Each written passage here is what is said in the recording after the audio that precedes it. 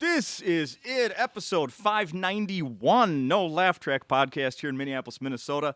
My name is Justin Severson. I get to host this every week, including this week with four-time guests, sir. It feels Four like a lot. times. When I sat down, I was like, I feel like this has happened many times. Was that a good feeling? Was that a good feeling? Or like, oh shit, this is like going to the doctor again? No, it was like familiar. It was good. But I was like, as I sat down, I'm like, is this the third time? But it's fourth. Okay, wow. 4 times for Raanan Hershberg on No Laugh Track. Right, because I opened for Louie, and I guess I did it when he was here, right? No. Oh, was that? Have I headlined here 4 times? Yes, Oh, accept your success, sir.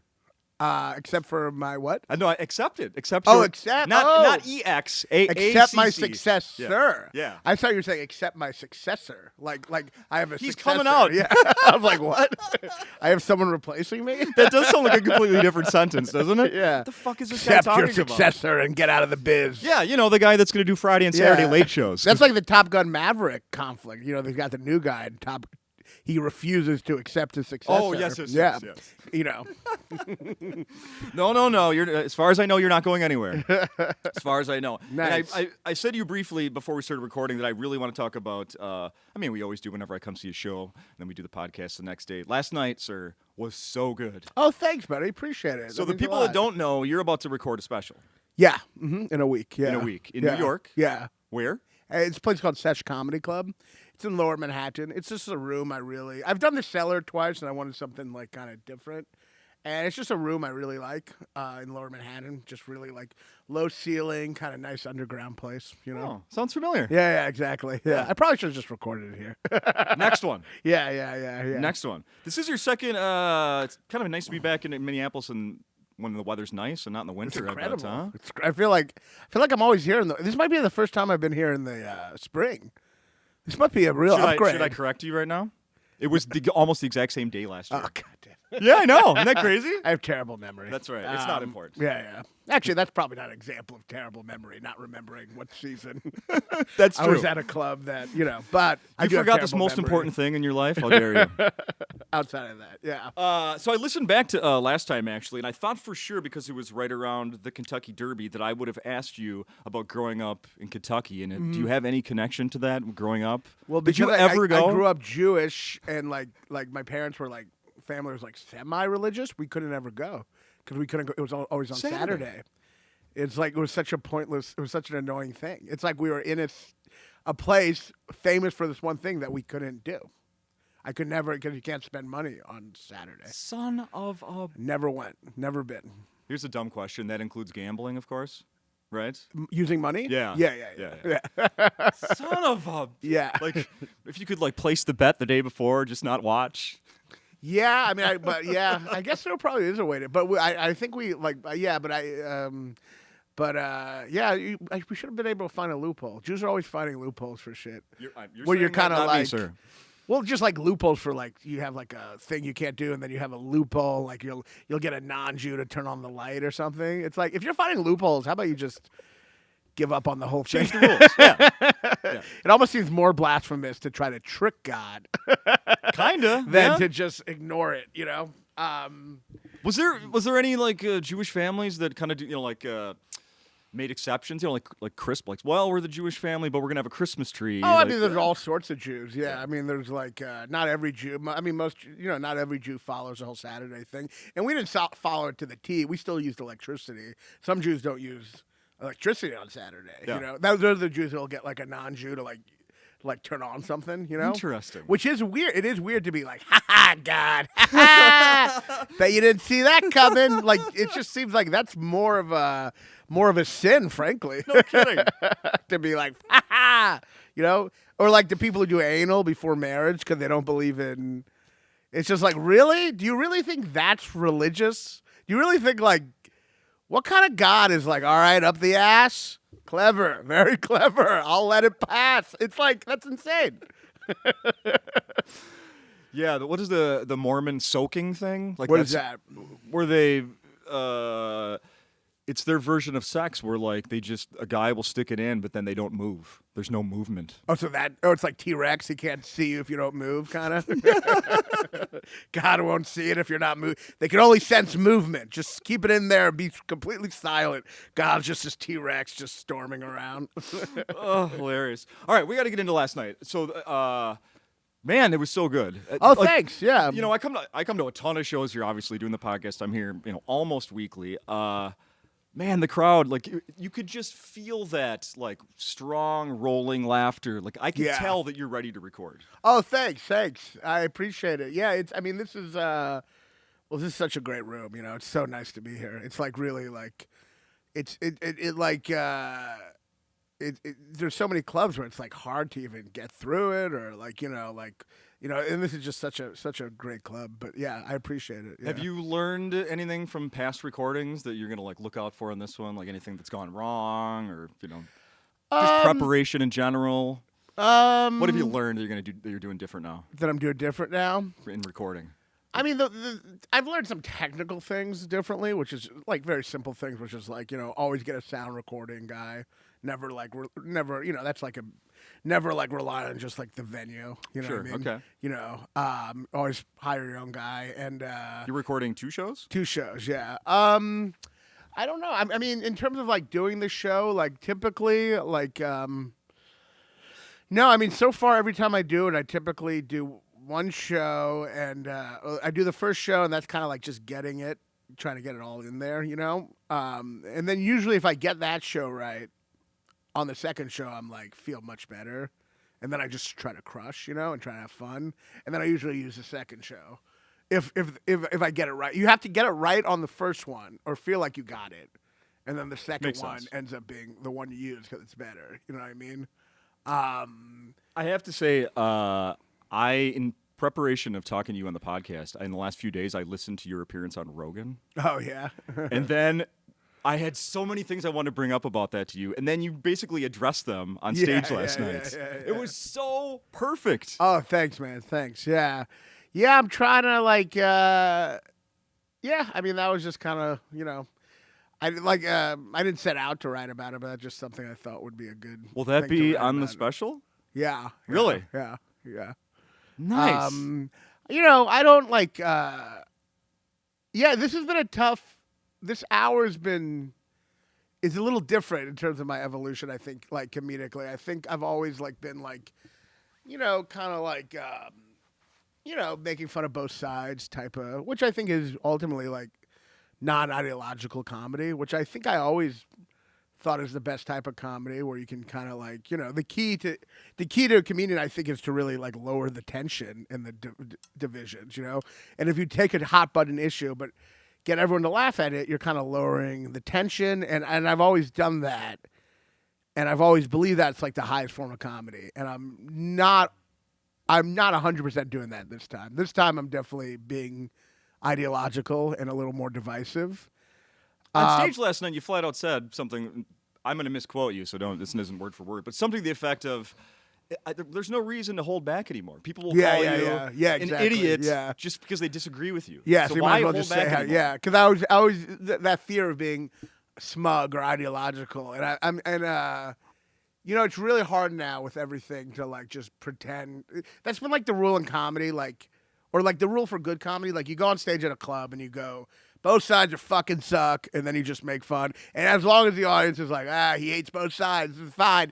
But at a certain point, I just can't do that anymore. Because, one side sucks a lot more. And that side's also in power. So it's like, but also more crucially, that side's in power. You know what I mean? Mm-hmm. And I do think, like, making fun of, I'm very annoyed now that we're at this place in comedy where people think it's controversial to make fun of the president, and this is a result of the divisions that are happening and the easily offendability of the people on the right, and it's now gone to a place where people will message me like, can you stay out of politics, just stick to comedy, as if comedy has never been political, as if George Carlin was never political, or Lenny Bruce, or Mort Saul, or Bill Hicks.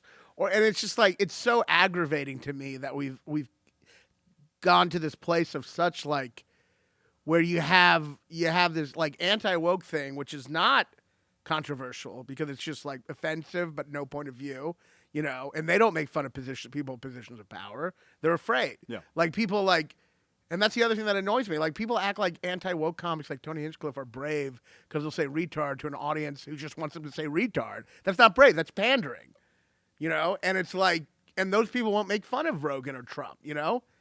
And then you have this other side of just kind of crowd work, like shallow kind of stuff. And it's just like, I think we've reached a place where things are being treated as controversial that should not be treated as controversial. Like saying like, you know, science is real is not controversial. And like, What? and you get pushback from people now. Like, don't talk about the vaccines, you know, don't talk about this, you know, and it's like, I reject the idea that this is controversial. It's controversial for you because you're a fucking idiot. Do you remember the first time someone told you, either in person or online, to stick to comedy? Do you remember the first time? I mean, I don't remember the first time, but it's all through, you know, it's there's always that person always. Yeah. You know, it's gotten worse, but there's always that person, you know, it never made sense to me. I mean, first of all, no matter what you do, you can say whatever the fuck you want. You know what I mean?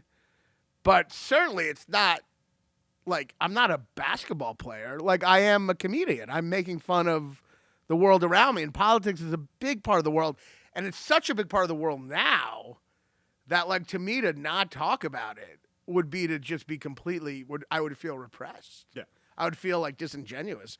It's such a big part of the world, and I obviously, I'm not the only one doing it. Like there are still a lot of good comics who talk about stuff. Yeah. But I have seen a lot. It's very pervasive. This kind of empty crowd work stuff, or the you know, the anti-woke kind of just like, which is just also just shallow. You know.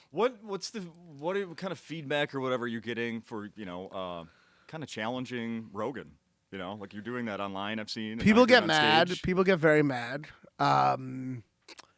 People call me a hypocrite because I went on this show, which I don't really get, because you can go on a show and still make fun of it. Like if I went on Fox News and told them they're all idiots, I would do that. But it's not like I can't make fun of Fox News anymore, you know? Right.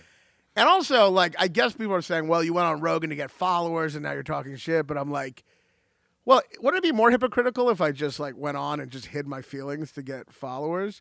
First of all, I went on and told him to his face I don't believe in conspiracy theories, so I didn't get many followers. Dude, when I was listening to that, I was like, yes! Yeah. Yes! And I was polite about it, but, like, yeah, I didn't get, you know. And granted, maybe in my head, I think when I did it, I think I did feel hypocritical a little, because I was like, well, I'm so against his values, but it's Rogan. I should go on. I should have, you know, just, you know, you're, you know. But then I was like, well, what do I do if if I really am against a lot of what he believes? Like, I'm a very big anti-conspiracy theory person, like very anti. And like, you know, strangely enough, it actually briefly came up when we did the podcast last year. Did I it brought up really? something about RFK Jr., and then it kind of led to us having a short conversation about conspiracies and how much you're against them. Yeah. I mean, not to say that some aren't true. I think conspiracy theories, it's like trying to figure out the people in the world, the people in your life who secretly hate you. It's never the ones you think. So there are conspiracies going on, but it's just not the ones you think. You know what I mean? And and the nature of most conspiracy theories are essentially religious at heart, because it's like, no matter what evidence refutes it, I'm still going to believe it. And that's why they go on forever. You know what I mean? Yeah. Trump just redacted the JFK shit, you know, a bunch of pages. And Trump posts about it in a way to make people think there was a deep state, like he was assassinated by the CIA. And he goes, I just released the information. And if you actually read that information, all the evidence points to Oswald, which it always did. But Trump specifically uses conspiracy theories to erode people's faith in the institutions that he's going to then dismantle. So, I mean, I do think it's become dangerous. And I think, like, at worst, it's wrong. At the best, it's wrong, but I guess maybe fun. And at the worst, it's, like, somewhat dangerous to believe in them. I mean, it leads to, like, riots at the Capitol. It leads to, you know, a rejection of reality, you know. And so any of your like other comedians, like comedian friends of yours, maybe you don't even want to answer this, like, are other comedians going, dude, good for you? Yeah, wish I could do that. Yeah. I mean, some people are. I mean, like, Yeah, I mean, and look, I'm not like I'm also still trying to do what I think is funny, you know. So I'm not like I don't want to be preachy. If anything, I want to be a reminder that like you can be moral and still be funny, because I see this also pervasive nihilistic comedy that is like just taking over, and it's been great for the algorithms. It's doing a podcast where you have whatever right wing grifter on or whatever horrible person, and you get a lot of success from that. Yeah. But it's nihilistic, and it's so pervasive, and like obviously going up on stage and just making fun of everything and just pointing out the hypocrisy and everything can be it's fine. It can lead to a lot of material, but you also, if you don't have any moral compass on stage, it gets old. And at a certain point, I see a lot of comics who I'm going all over the place, but I see a lot of comics, these nihilistic comics who go on stage, and to me, it's like they're almost projecting their own indifference onto the audience. Like they'll tell the audience, you don't really care about Ukraine. You don't really care about this. You're a hypocrite. We're all hypocrites. But I'm like, I think you just don't care. Mm-hmm. And you're assuming the audience doesn't yeah. care. And I find that like, I mean, that's always been a truth in comedy. You see comedians, for years I thought all marriages are miserable because the comedians act like that. It's like, no, it's just your fucking marriage, you know? Yeah, no shit. That's So... hilarious. Are you saying that you won't have Tony Hinchcliffe on your favorite movie sucks podcast? Is that what you're saying? Maybe. I am a hypocrite. I mean, I admit it. I probably would. I don't know. That would be tough. Yeah. I really want to do it. You know what I'm doing? I'm making fun of all these people to avoid that possibility. There you go. I'm avoiding the temptation. I mean, Tony Hinchcliffe is a star maker. You know what I mean? He is a real star maker, but he's a bad person. And he's bad at comedy. And it's like, do we have no standards? Like, you're not even like, it used to be like, oh, this guy's bad at comedy, but he's a good guy. It's like, he's none of these things. You're the best. Let's talk briefly about your podcast you started earlier this year. Your favorite movie sucks. Yeah. How much fun you having doing that one?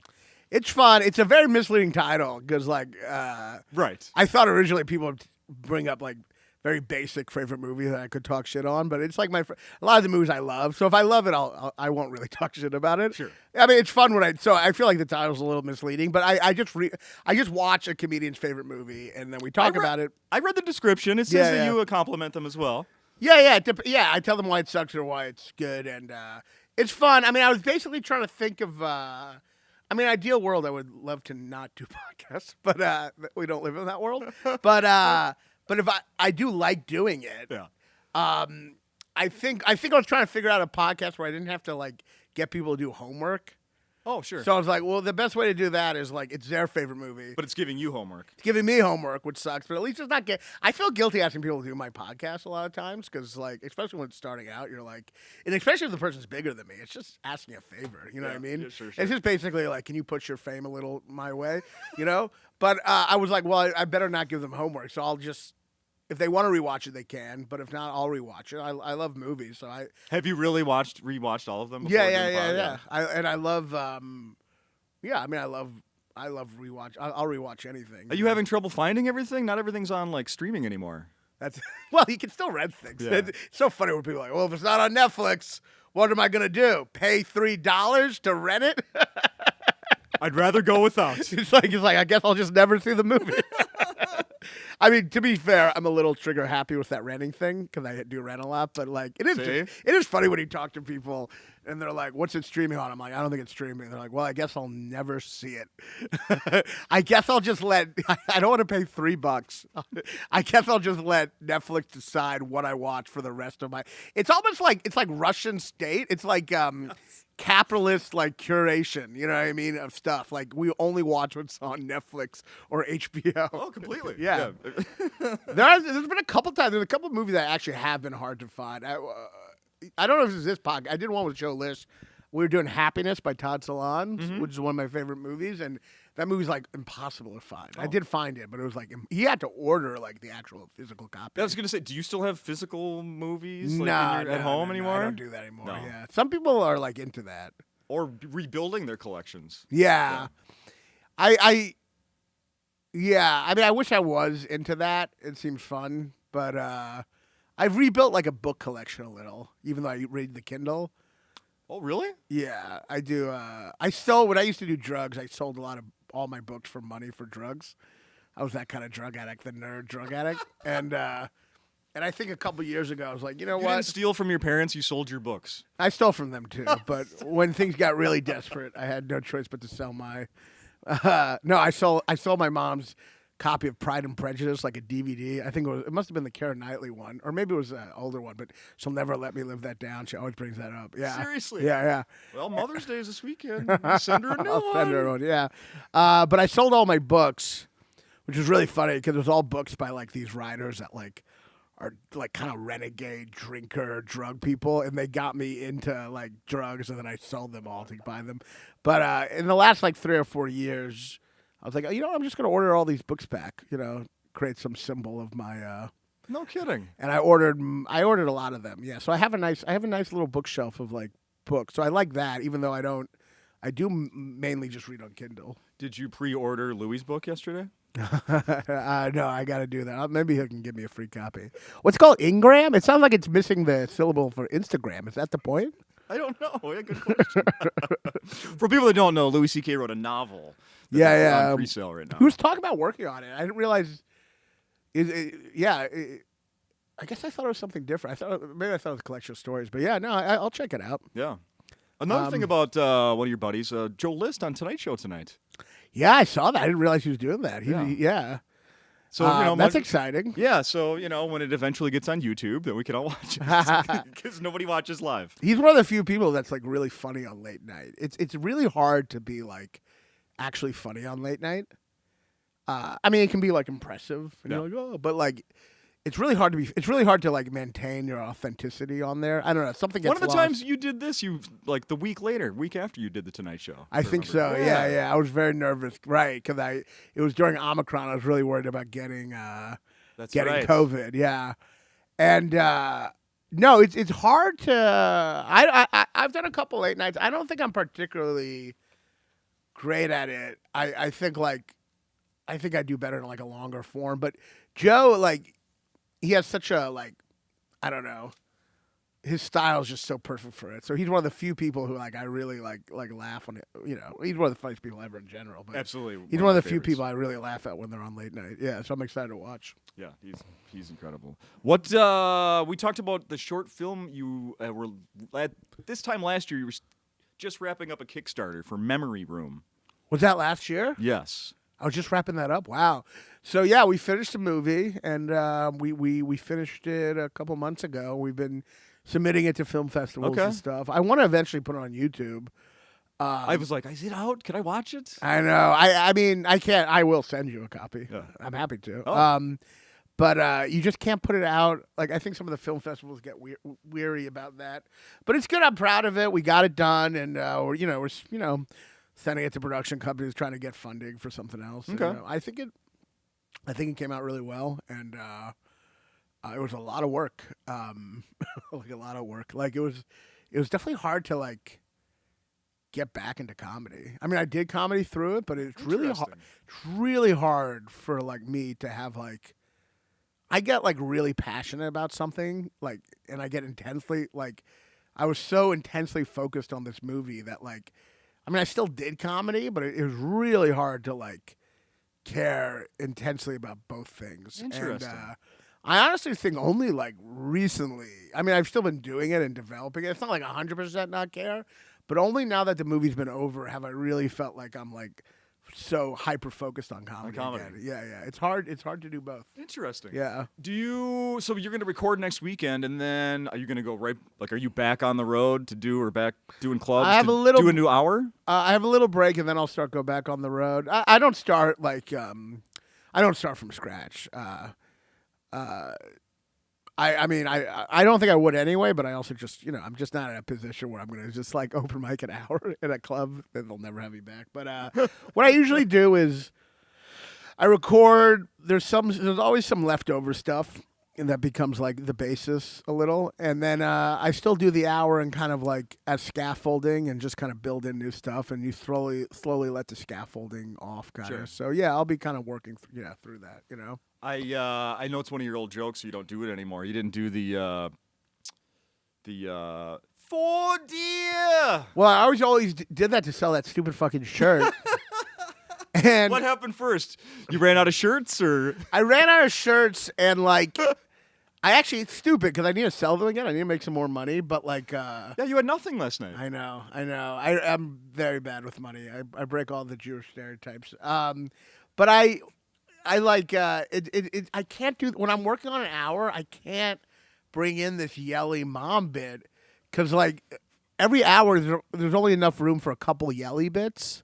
And if you have one extra, it like drains them out. Think so? Yeah, I just think it's like too much. It just throws off the hour if I have to do that. I mean, maybe I could do it at the very end, but I probably could. But yeah, I need to think of a new merch idea. Honestly, I'm sick of doing shirts that have like a joke on them. You know, like that I have to do a bit. You know. Sure.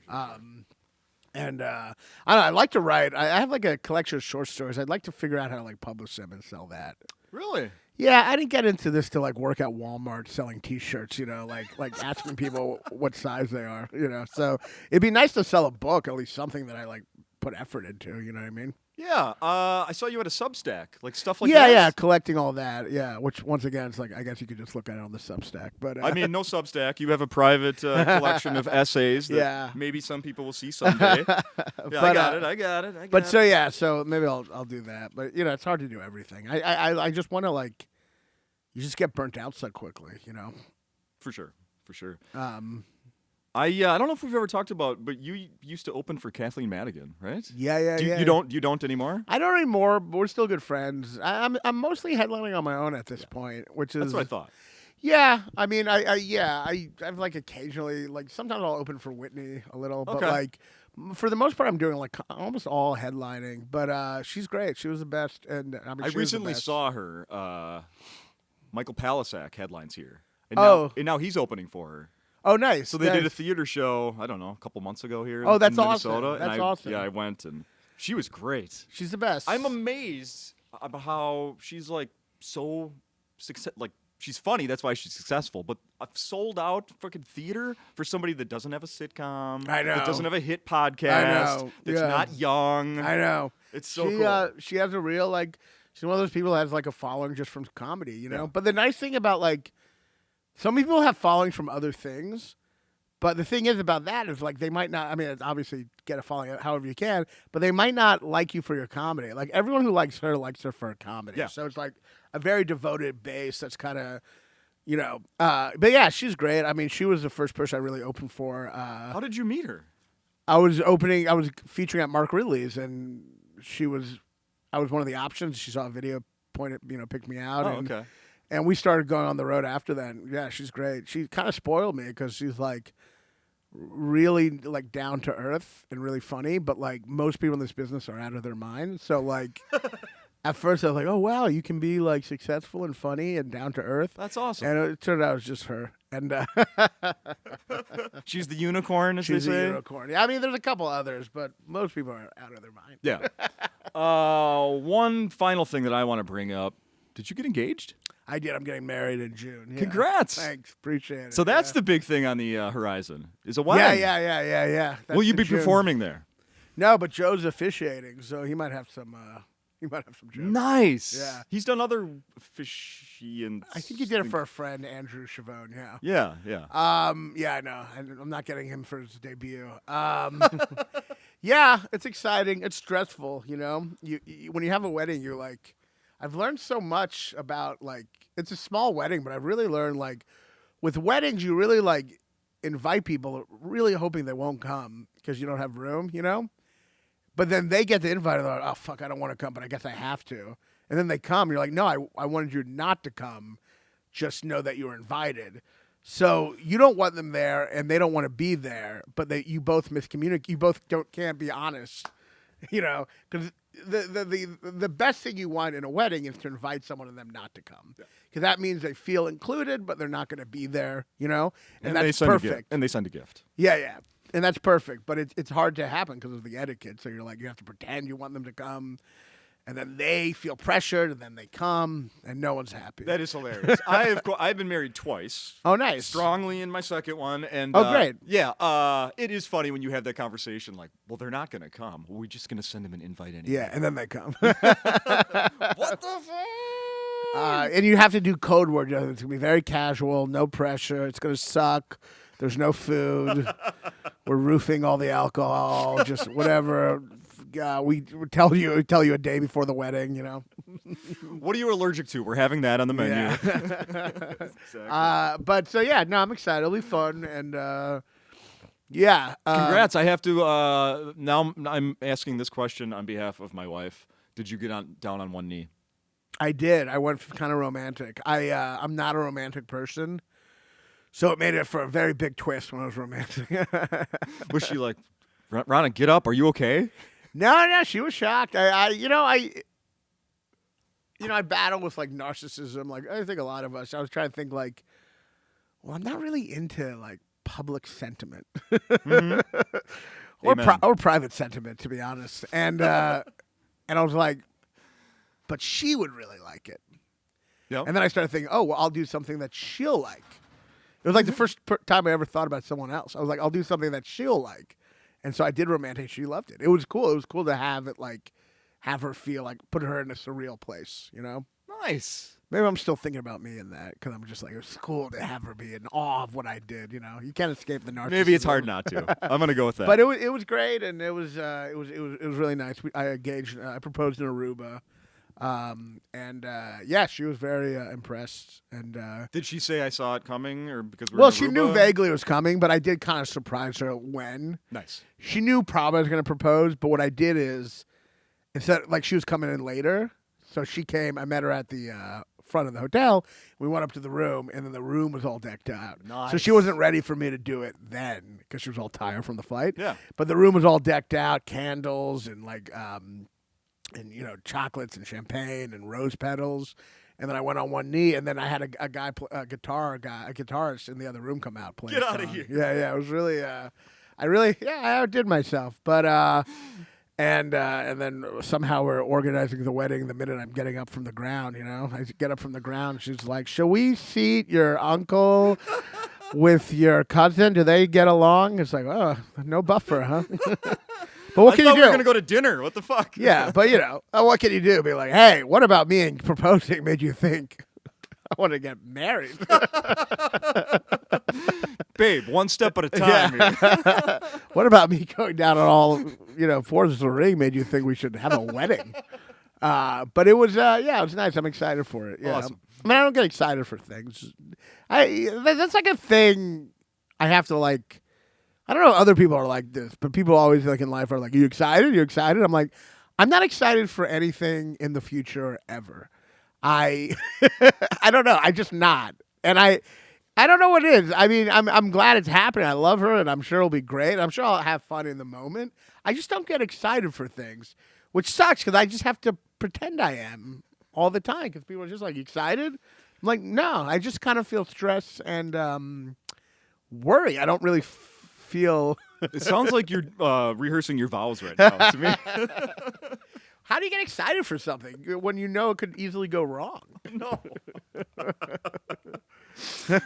Hilarious. I'm a fatalist, so like, no, I'm not excited for her leaving me on the altar, or whatever I'm worried about. Sure, it'll go great. And if it doesn't go well this time, then you'll learn from your mistakes. Yeah, the second. Yeah, I did call it my first wedding the other day, and she did not like me. No, they're not a big fan. Yeah. No. Or when I call mine my second, and then like don't qualify that. Well, my ex is named Kate, so I call her Kate too. Sometimes she doesn't like that. Yeah. Same name, you're saying? Yeah. Well, I'm such a dick because it was spelled differently, and I still call her Kate too. You have never-ending ammunition there. Yeah. Well, thank you for doing this. My pleasure. So much fun. Thank you. We'll get this out today, and then people can come see your show. I think it's sold out. I don't think there's seats left for tonight's Thursday show. Yeah. And So then Friday and Saturday, 2 shows each night. Come see it'll be Raanan. great. And I'm telling you, I was here last night. Shows here are great. It was so much fun because you are so ready to record. Oh, it's thank you. really, really good. Thank you so much. That means a lot. In my head, I'm like, I have so much work to do, but I appreciate that. Yeah. Thank you so much. It's always a pleasure. We'll get an update on how that wedding went a year from now. Yeah. Thank you. All right. Thank you. Awesome.